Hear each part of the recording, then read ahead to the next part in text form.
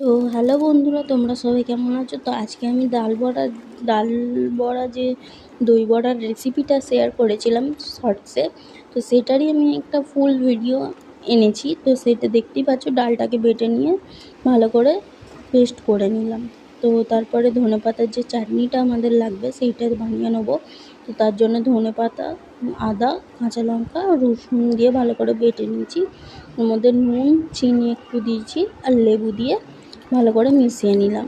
তো মেশানোর পরে একটা মশলা তৈরি করে নেবো, যেটার মশলা হচ্ছে থাকবে হচ্ছে ধনে, জিরে, মৌরি আর শুকনো লঙ্কা। তো এটাকে ভালো করে শুকনো খোলায় নেড়ে নিয়ে ভেজে নেবো। ভেজে নিয়ে আর কি গুঁড়িয়ে নেবো। তো গুঁড়ানো হয়ে গেলে সেটাকে আলাদা করে রেখে ভালো করে এই যে ব্যাটারটা সেটাকে ভালো করে ফেটিয়ে নিচ্ছি।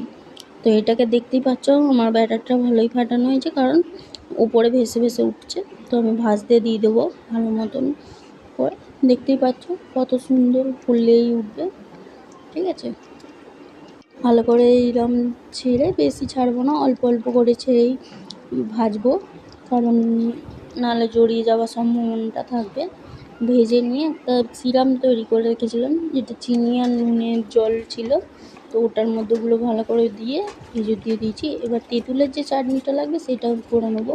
তো তার জন্য তেঁতুলটাকে ভিজিয়ে রেখেছিলাম। তো তেঁতুলের জল আর ওর মধ্যে একটু গোটা জিরে আর গুঁড়ো লঙ্কা দিয়ে ভালো করে নেড়ে চেড়ে চিনি দিয়ে নামিয়ে নিয়েছি, ঠিক আছে। দেখতে পাচ্ছ কীরকম হয়েছে। আর দইটাকেও বানিয়ে নিলাম হালকা বরফ দিয়ে আর নুন দিয়ে একটু চিনি দিয়ে বানিয়ে নিয়েছিলাম। তো দেখতেই পাচ্ছ বড়াগুলো কত বড় বড় হয়েছিল, সফট হয়েছিল ভালোই।